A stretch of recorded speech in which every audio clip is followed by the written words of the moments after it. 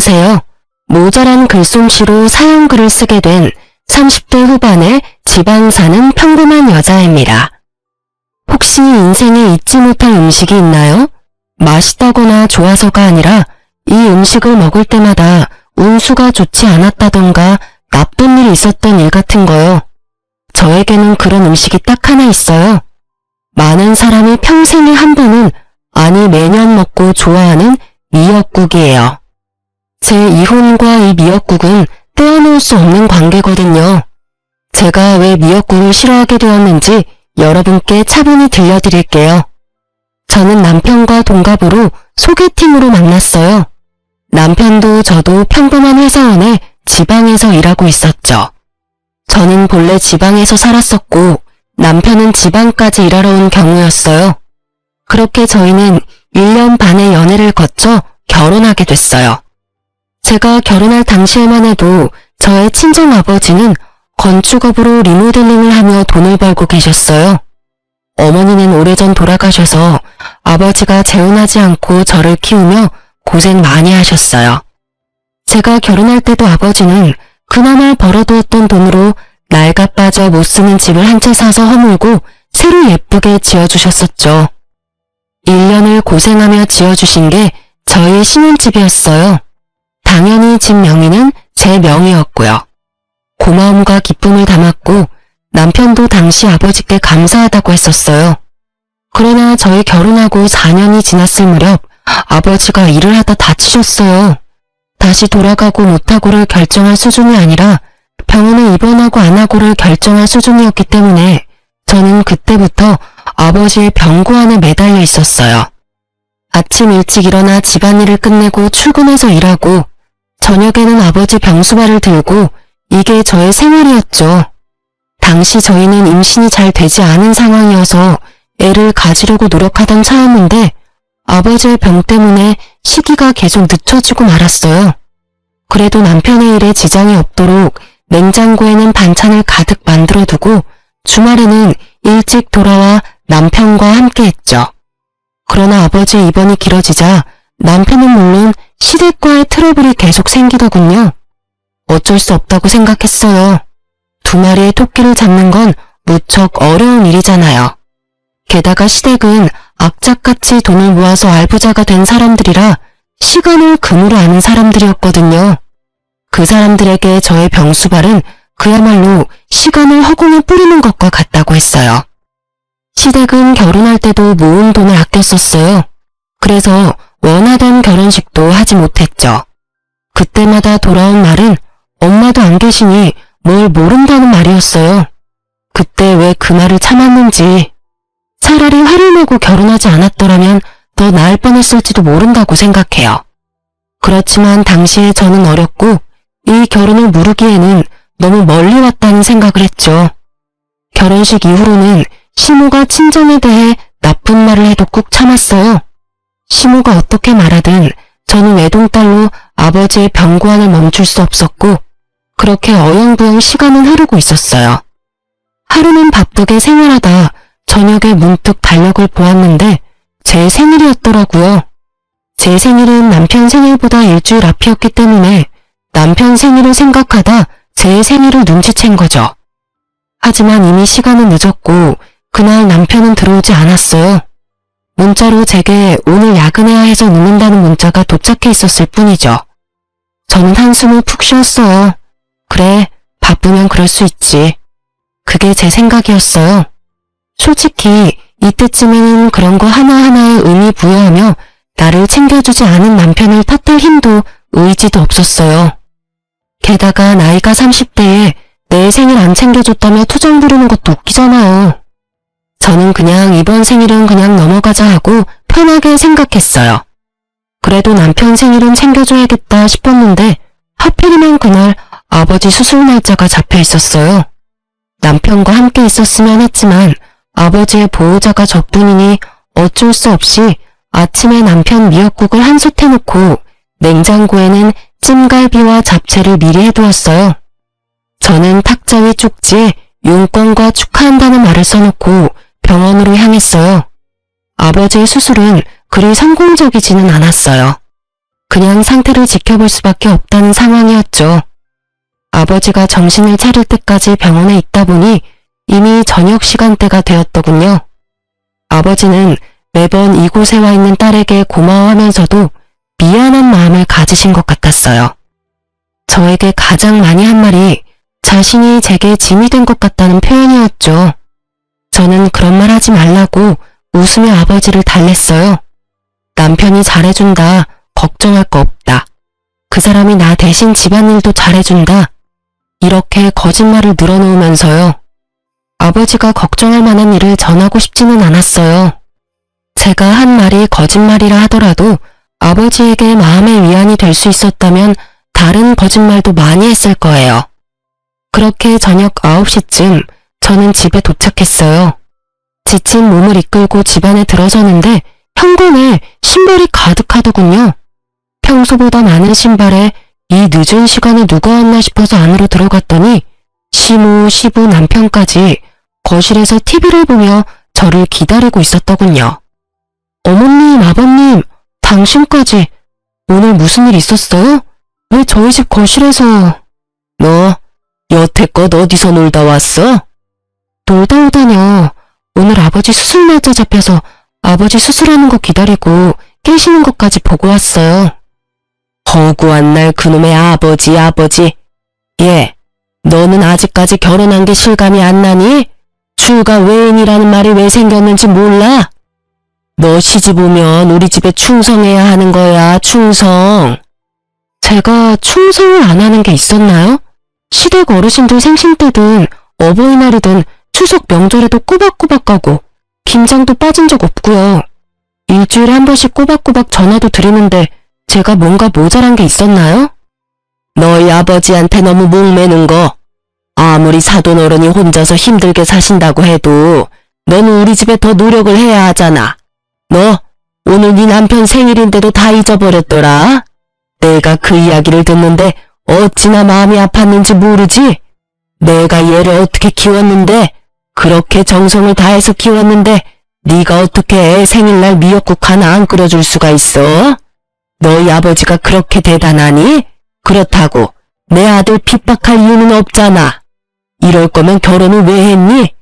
혼자서 홀아버지 모시고 쭉 살면 됐지. 어머님, 제가 왜 남편을 핍박해요? 당신 설마 지금 내가 생일상 안 차려줬다고 부모님 모셔온 거야? 나이가 35인데 나한테 이야기하면 될 걸 굳이 부모님까지 모셔와서? 저는 웃음밖에 안 나왔어요. 이 상황이 진짜 웃겼거든요. 나이 35에 마누라가 미역국 안 차려줘서 시모에게 일러바친 남편. 이게 무슨 꽁트인가 싶은 정도였죠. 실수가 실실 나오려는 걸 참으면서 남편에게 말했죠. 당신 혹시 밥 차려 먹으려고 생각은 했어? 내가 탁자에 쪽지 남겨놨는데 못 봤나 봐? 그제야 남편이 흠칫하더군요. 나도 밥 차려 먹으려고 했지. 그리고 쪽지? 난 못 봤는데. 이상하네. 밥 먹으려면 테이블을 봐야 하잖아. 그래서 일부러 수저통에 넣어뒀는데 아예 밥을 안 차려 먹었어? 그리고 미역국도 한 솥 끓여놨는데 못 봤어? 지금도 그 자리 그대로 있는데? 저는 남편에게 미역국 솥을 가리켰어요. 남편이 말을 못하더라고요. 당신 생일에 아버지 수술이라 미안한 마음에 미역국이라도 끓여놓고 갔는데 아예 밥 먹을 생각 안 하고 밖에서 먹었나 보네? 그러면 냉장고에 있는 찜갈비랑 잡채도 못 봤겠네? 남편이 그 이야기에 우물쭈물하자 시모가 남편을 거들고 나섰어요. 아니, 만들어 놓기만 하면 뭐해? 같이 축하를 해줘야지. 생일을 챙긴다는 건 상대방을 존중해준다는 말이야. 넌 어떻게 된 애가 그런 기본적인 것도 몰라? 이렇게 미역국만 차리고 간다고 네 할도리 다 했다고 생각하나 본데 절대 그런 거 아니거든. 이 상황은 며느리 네가 잘못한 거야. 가족을 사랑한다는 마음이 없는 거지. 그 말에 툭 하고 제 이성이 끊겼어요. 참자 싶었거든요. 솔직한 말로 아버지 병원 왔다 갔다 하는 것만으로도 모든 체력을 다 써서 굳이 말다툼도 하고 싶지 않았어요. 그런데 갑자기 존중 어쩌고 하니까 더 열받은 거죠. 제 자식은 나한테 생일은커녕 새까맣게 잊고 있더니 감히 저한테 존중 따위를 노네요? 저도 열받아서 한마디 했어요. 존중요? 어머님은 제 생일 언젠지 아세요? 시모가 입을 꾹 다물더군요. 아버님도 모르시죠? 여태껏 한 번도 저를 축하해 주신 적이 없으니까요. 그리고 당신은 내 생일 기억이나 해? 남편이 쭈뼛거리더니 그제야 아차 싶은 표정으로 말하더군요. 내 생일 일주일 전이잖아. 맞아. 그때 당신이 내 생일에 축하한다는 이야기 해줬어? 아니면 밥이라도 한 끼 사줬니? 아니면 선물이라도 줬어? 남편은 아무 말도 못했고 시모와 시부도 아차 싶은 표정이었어요. 당신이 내 생일을 잊었다는 거 나 아무 말 안 하고 넘어갔어. 나도 당신도 바빴던 데다가 그런 거 따질 나이도 지났으니까. 근데 어머님 말씀 들으니까 화가 나네? 당신은 어떻게 나를 그렇게 존중할 생각이 없어? 아니면 나를 가족으로 생각을 안 한 거야? 아니면 아예 관심이 없었니? 제가 쏘아붙이는 말에 남편도 시모도 절절 매더군요.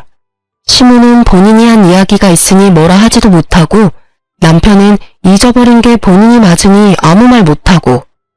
그런 건 아닌데. 아이씨, 엄마는 왜 별것도 아닌 걸로 이렇게 집에 와서 난리를 쳐대. 그냥 조용히 넘어가도 됐잖아. 뭐? 네가 나한테 와서 며느리가 너한테 신경 안 써준다고 한마디 해달라고 그랬잖아. 뭐 결국은 그런 거죠. 남편이 또 나이값 못하고 시모에게 떼쓰더라고요. 밀러바친 남편이나 그 말 듣고 아들 집에 와서 며느리 잡는 시모나 50부 100부 똑같은 사람들이죠. 저는 그런 남편에게 말했어요. 하긴 아픈 장인 병원에 한 번을 안아보는 당신이 나를 가족으로 생각했을 리가 없지. 안 그래? 매번 내가 아버지 병원에 가는 걸 싫어했잖아. 그래서 매번 그걸로 싸우고. 솔직하게 말할게. 장인어른 아프다는 소리에도 병원 한 번 안 오는 너한테는 미역국 하나 끓여주는 것도 다행으로 생각해. 시어른과 남편은 제게 아무 말도 못했어요. 자기들이 하는 말을 그대로 돌려줬잖아요. 존중? 가족 사랑? 그게 없는 사람이 누군데요? 열받은 저는 멀뚱멀뚱한 세 사람을 두고 부엌에 가서는 아침에 만들어 놓은 미역국을 모두 싱크대 배수구 거름망에 촥 부어버렸어요. 그리고 다른 반찬들도 싹 다 꺼내서 음식물 쓰레기통에 확 부어버렸어요. 아깝다는 생각은 전혀 들지도 않고 그냥 그 순간은 속이 시원했어요. 내가 저런 남자한테 먹이려고 미역국을 만든 게 정신 나간 짓이지. 두 번 다시 내가 미역국을 만드나 봐라.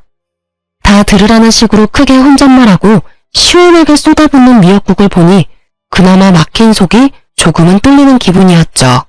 시모도 시부도 남편도 그런 저를 말리지 못하더군요. 결국 남편은 쭈구리가 돼서 방에 틀어박혔고 시부모는 부랴부랴 저희 집을 떠났죠. 저는 이때부터 남편에게 화가 나기 시작했던 것 같아요.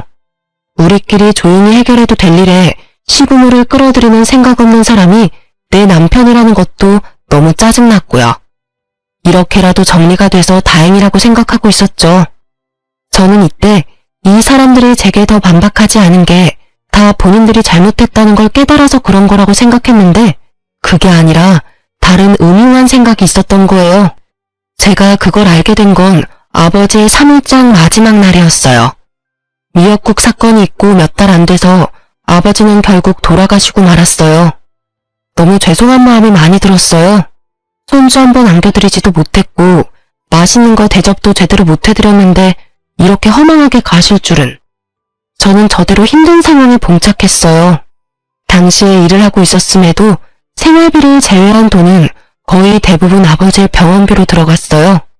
실비로 나온 것도 많았지만 그 외의 비용도 만만찮게 많이 들었었거든요.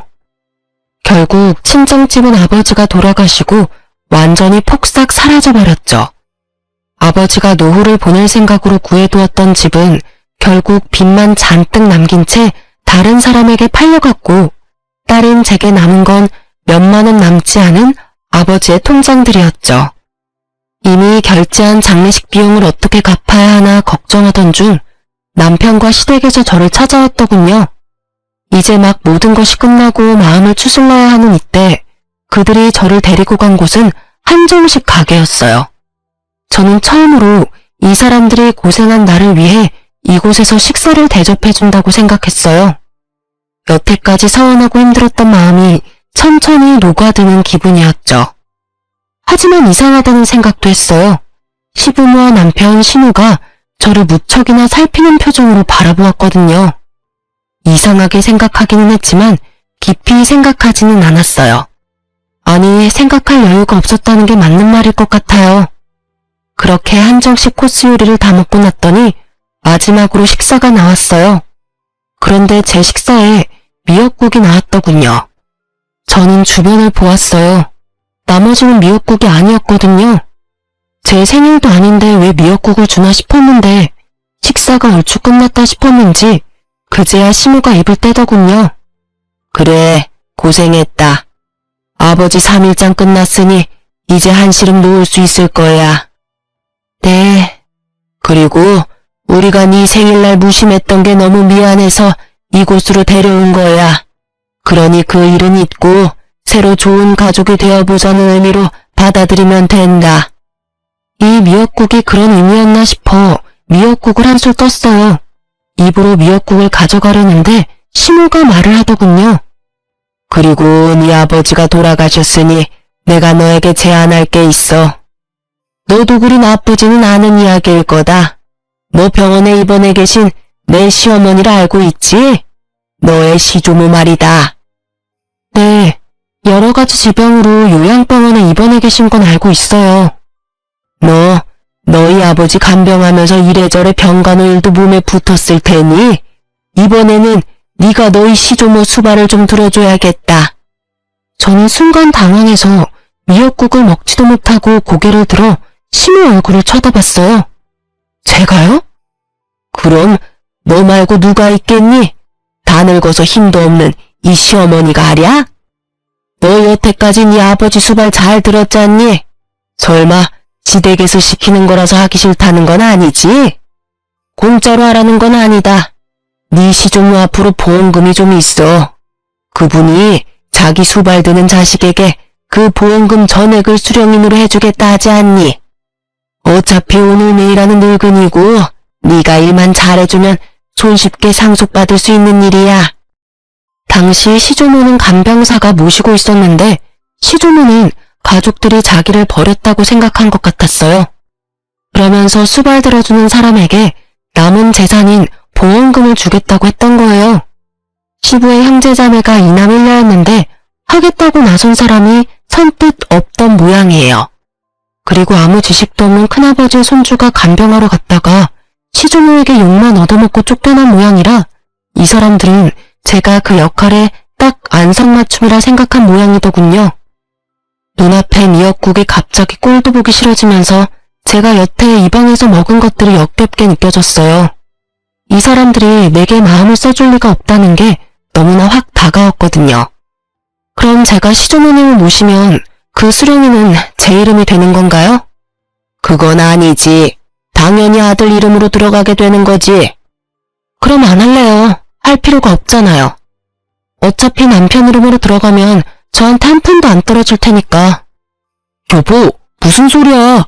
내가 당신 섭섭지 않게 잘 챙겨줄게. 부모님 나 당신 3등분 하면 딱 되지 않을까? 무슨 소리야. 왜 이야기가 그렇게 돼? 고생은 내가 다 하는데 당신이랑 시부모님은 왜 돈을 그만큼 가져가? 아, 지금 남의 돈 욕심내는 거야? 솔직히 그 보험금이 당신 돈은 아니잖아. 우리 할머니 할아버지가 모은 돈을 왜 네가 다 가져가려고 하는데? 그럼 나한테 시키지를 말아야지. 솔직히 나도 하고 싶은 마음도 없고 돈도 얼마 안 되는 것 같고. 안 그래? 그럼 그냥 그 돈 큰아버지나 고모님 주면 되지. 내가 안 하면 그 돈 구경도 못하는 건 그쪽이잖아. 당신도 말하는 거 웃기네. 내가 돈 욕심을 내? 욕심내는 게 누군데? 나야 일하고 정당하게 받는 거라고 치지만 당신이랑 어머님은 아무것도 안 하고 내가 고생한 거 홀라당 하겠다는 거랑 뭐가 달라?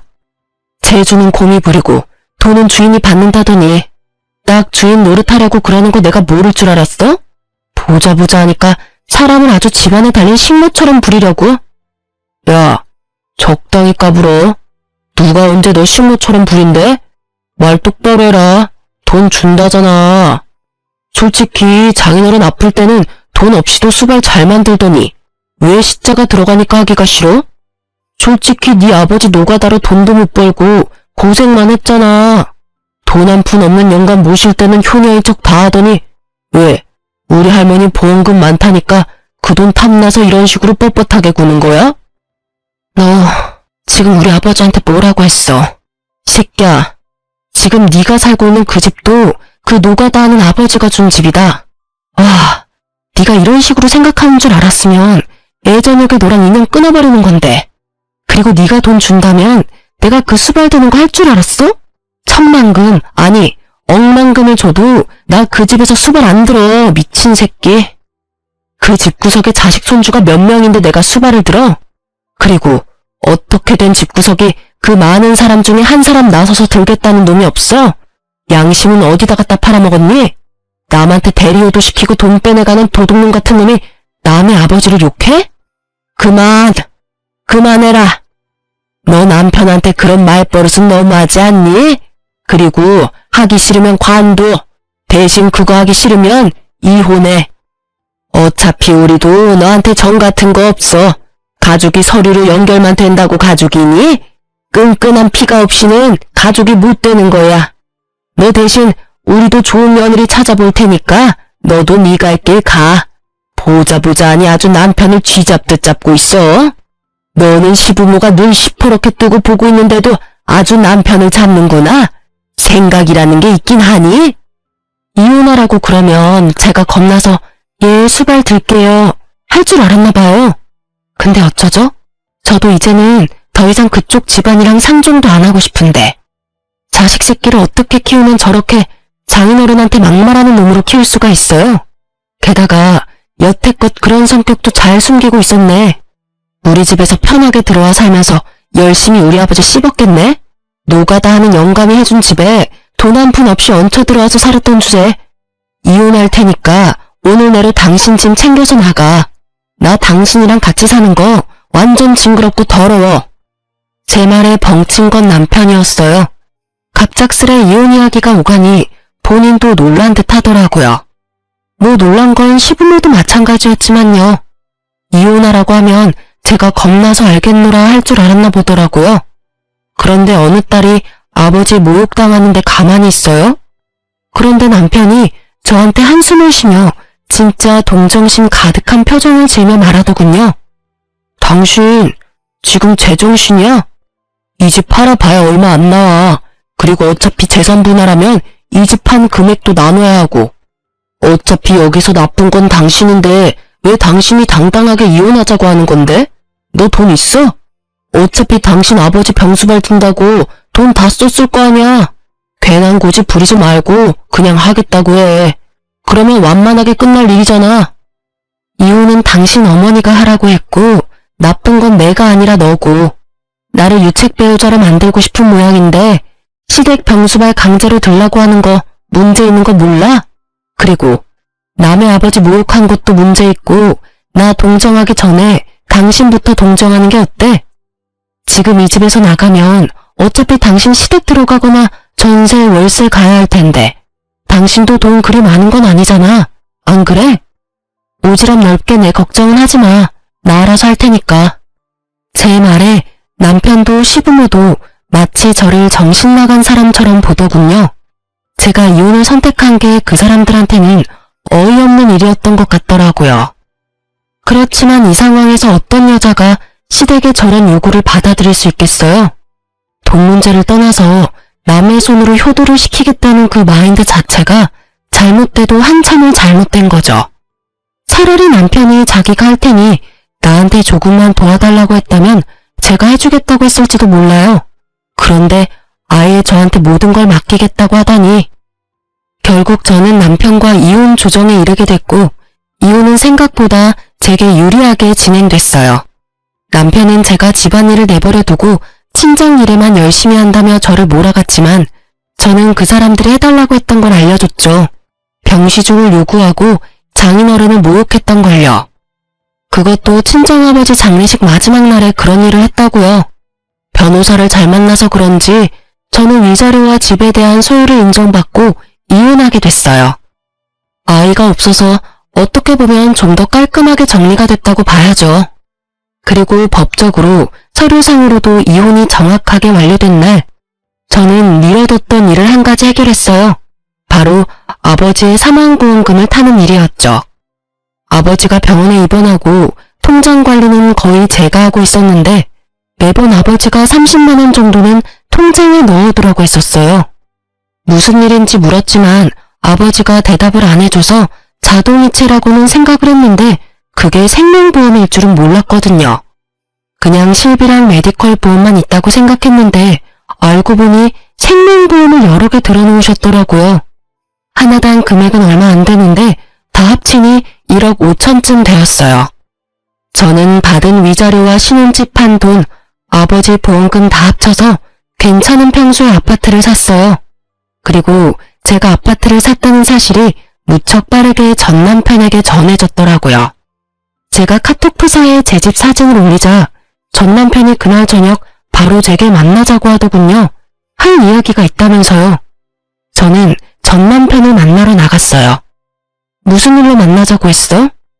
당신 왜 우리한테 말 안 했어? 장인어른 사망보험금 받은 거 당신 진짜 어이없네? 그걸 왜 숨겼어? 숨기고 자시고 간에 아버지 3일장 끝나자마자 나를 한정식 집에 가서 이혼하도록 만든 게 당신이랑 어머님이잖아. 아니, 보험이 있다는 걸 그 뒤에 알았는데 왜 내가 당신한테 그런 걸 이야기해야 해? 당신이야말로 어이없는 소리 하네. 남편의 행동은 아주 가관이었죠. 마치 우리 아버지 사망보험금이 자기 것이라도 됐냐 행동하는 게 너무 웃겼죠. 난 당연히 그거 물어볼 수 있지. 솔직히 이혼하기 전에 그 보험금 있다는 거 알았으면 이렇게 이혼할 상황까지 안 갔을 수도 있잖아. 나도 좀 더 관대한 마음으로. 관대하기는 지랄하고 자빠졌네. 이건 무슨 똥 같은 소리야? 뭐 잘못 먹었어? 아니면 오늘 컨디션이 영 안 좋아? 우리 아버지 보험금이 있다는 사실이 왜 우리 이혼에 영향을 끼칠 수가 있어? 설마 당신 그 돈 탐났어? 그래서 내가 그 돈으로 집 사니까 이렇게 뛰어와서 왜 보험금 있던 거 말 안 했냐고 지금 나한테 따지는 거야? 탐났냐니 사람을 뭘로 보고? 탐이 난 게 아니라 당신이 그런 사실을 숨겼다는 사실에 화가 난 거야.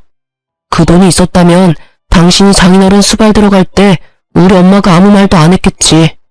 솔직히 돈도 안 나오는데 가서 힘만 쓰면 뭐해? 우리는 다 당신 생각해서 그런 말 한 거라고. 그럼 돈만 나오면 뭐든 해도 되고 돈 안 되는 일이면 부모라도 무시해라 뭐 이거야? 와, 대단한 가족이네. 대단해. 당신은 그럼 어머님이 아파서 죽어가도 돈이 안 되면 모시지도 않을 거라 이거지? 어머님이 들으시면 참 좋아하시겠다. 그치? 대놓고 빈정거리는 제 모습을 보더니 남편이 버럭 화를 내더군요. 그런 말이 아니잖아. 다 당신 생각해서 한 말이라고. 솔직히 그 보험금도 원래라면 반 나눠야 하는 게 정상이고. 우리 아버지 보험금 10원짜리 한 장도 가져갈 생각하지 마. 네가 양심 있는 새끼면 여기 와서 이러는 것도 진짜 말이 안 되는 거거든? 양심이 없으니 여기 와서 내내 보험금 이야기만 하고 있지, 나쁜 놈아. 네가 뭐가 그렇게 잘났어? 넌 뭐가 그렇게 잘났는데 힘들게 일해서 번 돈으로 넣은 보험금 네가 달라고 하는데 우리 아버지 생일날 선물은 해줘봤니? 아님 아버지 아플 때 병원에 얼굴 비추기를 했어? 생각할수록 네가 우리 아버지한테 못한 것만 생각나는데 잘한 거 있으면 말 좀 해줄래? 그런 놈이 뭐? 보험금? 아주 지랄을 해요, 지랄을. 내가 아버님한테 뭘 그렇게 못했는데 솔직히 남들 하는 만큼은 했잖아. 네가 무슨 말을 해도 나는 네가 그 돈 혼자 다 먹으려고 그러는 것으로밖에 안 보여. 결과가 그렇잖아. 장인어른도 나한테는 아버님인데 왜 네가 그걸 다 가져가냐는 거지. 아, 말도 안 통하는 새끼. 이 돈이 왜 네 돈이야. 내가 혼자 다 먹든 다 날리든 그건 다 내 거야. 아버지가 내 명의로 넣어뒀다고. 아버지 목숨값을 왜 너한테 줘? 너 내가 우리 아버지 병수발할 때 매번 띠꺼운 얼굴로 내가 병원 가는 거 싫어했지? 너뿐만이 아니야. 너희 집 가족들 다 똑같이 나한테 그런 표정이었지. 쓸데없는 짓 한다고, 돈 안 되는 짓 한다고, 시댁보다 친정 우선시한다고. 근데 그렇게 말하고 그렇게 행동한 주제에 이제 와서 우리 아버지 보험금 달라는 건 너무 뻔뻔한 거 아니야? 아니지. 뻔뻔한 걸 넘어서서 완전 강도 새끼 아니냐고. 뭐? 강도? 너 지금 말 다 했어? 네가 지금 큰돈 생겼다고 완전 기고만장해서 이러나 본데 이혼한 거 내가 물릴 거야. 그 돈을 이유로 변호사한테 알아보고 그 돈까지 타낼 수 있는 방법 찾을 거라고. 그딴 방법이 있겠어? 이게 내가 결혼하면서 모은 재산이 아니라서 분할 재산에 안 들어가는데 뭘 알지도 못하면서 얼마나 당당하고 아는 척하는지. 우리 아버지 노가다나 뛴다며 모욕적인 말할 때는 언제고 이제 와서 아빠 목숨값을 노려? 넌 진짜 인간도 아니야. 쓰레기지 쓰레기. 내가 미친년이지. 저런 놈도 전 남편이라고 나한테 사과할 줄 알고 나왔더니 사과는커녕 자기 돈도 아닌 돈 내놓으라고 생떼를 쓰러 온 줄도 모르고. 제 말에 적지 않은 충격을 받았는지 남편 놈은 그 자리에서 자기 변호사한테 전화해서 물어보더군요. 이혼이 결정되고 나서 알게 된 재산, 그것도 수령인이 내 이름으로 된 보험금. 그걸 나눌 수 없다는 이야기를 들었는지 전 남편은 씩씩거리며 그런 법이 어딨느냐고 변호사를 다그치고는 전화를 뚝 끊어버리더라고요. 그러고는 저를 노려보면서 한마디 하더군요. 더럽고 치사해서 나도 그딴 돈 필요 없어. 혼자 사는 거 불쌍해서 와줬더니 사람을 날강도로 만들고 있어. 여태껏 돈 얘기 실컷 해놓고 이제 와서 뭘 내가 불쌍하대. 너야말로 불쌍하지. 돈도 없고 집도 없고. 이제 와이프도 없는 이혼남 아니냐고. 아니지. 그래도 너한텐 자랑스러운 부모님이 있잖아. 병시중 싫어서 며느리 써먹고 보험금 가로채려던 부모. 그 부모가 그 모양이니 너가 가정교육을 똑바로 받았을 리가 없지. 한껏 비아냥거리는 제 말에 화가 났는지 전 남편은 이쪽은 아예 보지도 않고 자리를 뜨더군요.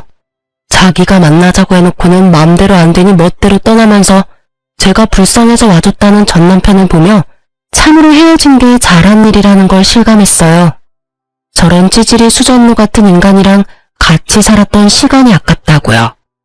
그런데 전 남편의 공격이 끝은 아니었어요. 그날 저녁 이후로 시모가 전화 왔더라고요. 너 이 싹수도 없고 돈만 밝히는 년, 너 일부러 이혼하자고 한 거 아니니? 그 돈 다 혼자 먹으려고. 모자지간 아니랄까봐 말하는 게 똑같더라고요. 돈을 왜 먹어요? 그리고 제일 먼저 이혼 이야기 꺼낸 거 어머님인 거 잊으셨어요? 저는 당신 말대로 한 것뿐이에요. 이혼하라고 하길래 더 이상 그 집안 사람들이랑 상종도 하기 싫어서 이혼하겠다고 답한 것뿐이라고요. 그리고 그때는 아버지 보험금 있는지도 몰랐거든요. 그러게 마음을 좀만 더 곱게 쓰시지 그랬어요. 그랬으면 제가 전 남편과 그 돈을 나눴을 수도 있었을 텐데. 아니지. 조금만 더 늦게 저한테 그런 요구를 했으면 그 돈의 행방이 좀 달랐을지도 모르죠. 뭐 어느 쪽이든 어머님과 전 남편이 잘못했다는 건 누가 봐도 확실한 일이잖아요? 그걸 가지고 저한테 책임 전가하지 마세요. 말이라도 못하면 밉지나 않지. 꼬박꼬박 말대꾸해. 그래, 돈 좀 가지니까 아주 네가 왕이라도 된 것 같지? 그게 얼마나 가겠냐? 넌 곧 망할 거다. 그런 악담과 함께 시모는 수화기 너머로 카악 퇴하며 침을 뱉더라고요. 물론 저한테 튈 리는 없겠지만 시모의 의도대로 제 기분만큼은 아주 더러워졌죠. 망하든 잘되든 이제 상관없으니 더 이상 연락하지 마세요. 앞으로 연락하면 내용에 따라 경찰에 신고를 할 수도 있어요. 결국 제 으름장에 시모도 전화를 또 끊어버렸어요. 그렇게 한 소리 퍼붓고 나니 그래도 마음이 조금은 후련했어요. 그 뒤로 연락도 없어서 저는 평화롭게 지내고 있었어요.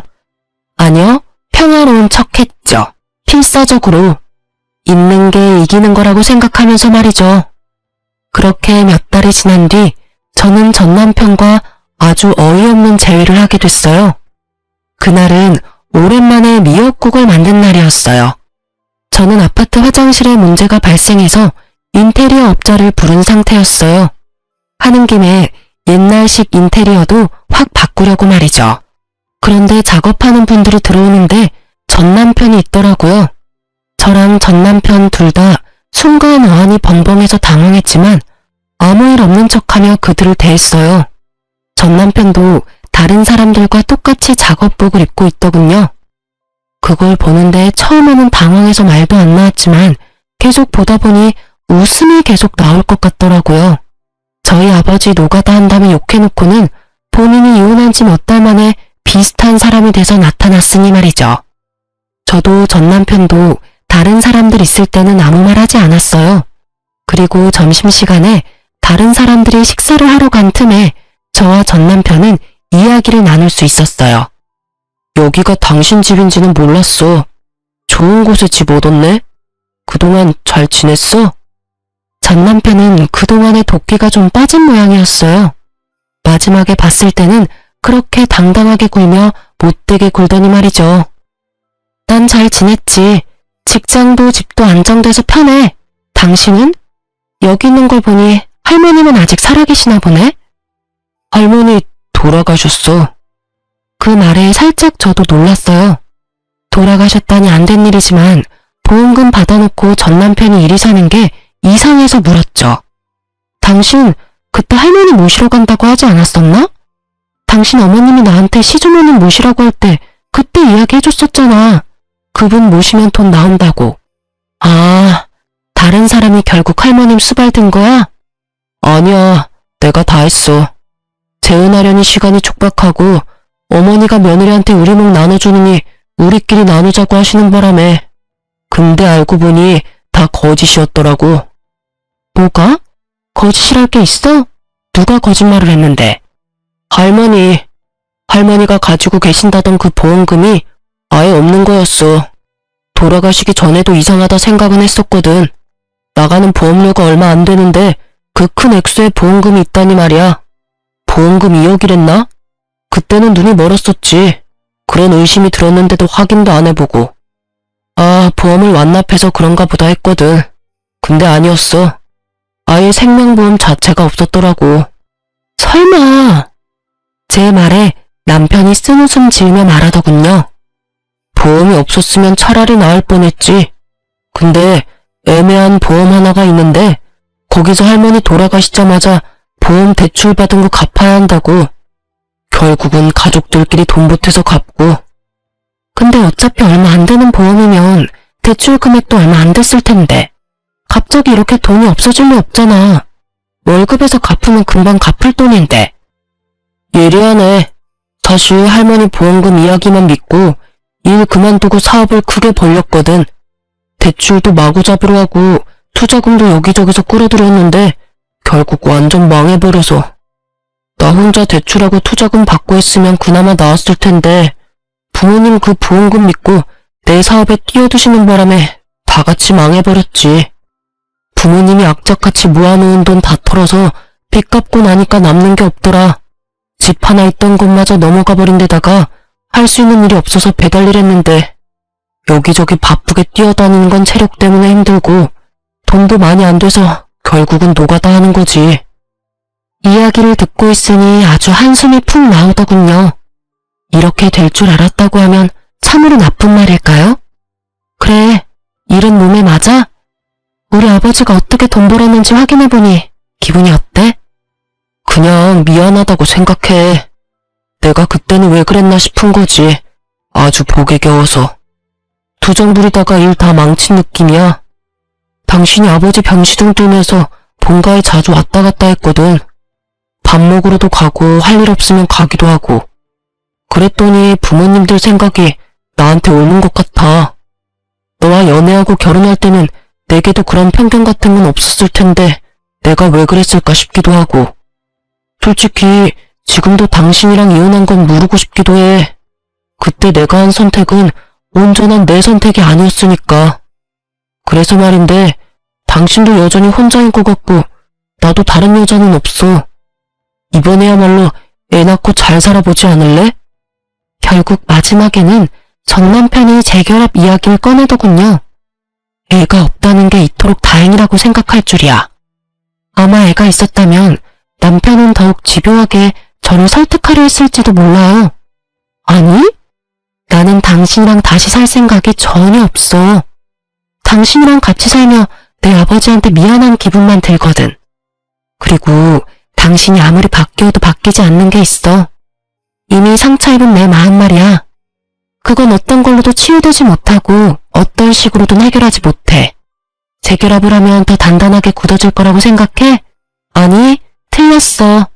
재결합을 하면 아슬아슬하게 이어붙인 조각들이 언젠가는 예전보다 더 잘게 조각나고 말 테니까.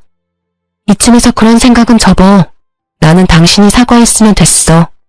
더는 관여하고 싶지 않을 뿐이야. 제 말에 전 남편이 고개를 떨구더군요. 자신의 제안을 거절해서 풀이 죽은 건지 화가 나는 건지 모르겠지만요. 이야기는 그 정도쯤에서 마무리가 되고 말았어요. 저는 전 남편이 떠나고 나서는 미역국을 모조리 싱크대 거름망에 다 부어버렸어요. 미역국이 마치 저에게 안 좋은 일만 가져다 주는 것 같아서요. 왜 꼭 그날이었을까 싶어요. 물론 우연이었겠지만. 그날 이후로 저는 미역국을 아주 극도로 거부하게 됐어요. 그리고 그 이후로 저는 연애를 하는 중이에요. 사람으로 받은 상처는 사람으로 덮으라는 친구의 말을 듣기로 했거든요. 솔직히 한번 이혼한 여자를 받아주려는 사람이 있기는 할까 싶었는데 세상에는 저보다 더 어이없는 일로 이혼당한 남자도 많더라고요. 그런 남자 하나 만나서 지금은 연애도 일도 하며 즐겁게 지내고 있어요. 지금 만나는 남자도 이혼남인데 상대방은 애가 있다는 점에서 저도 망설이고 있기는 해요. 다정하고 친절하고 가족들도 모두 친절하고 상냥한 사람이라 제가 미역국을 엄청나게 싫어하는 걸 알고는 매년 생일에는 미역국 대신 케이크로 생일을 축하하자고 해주는 사람이죠. 그래서 웬만하면 놓치고 싶지 않아요. 그렇지만 한편으로는 이런 생각도 해요.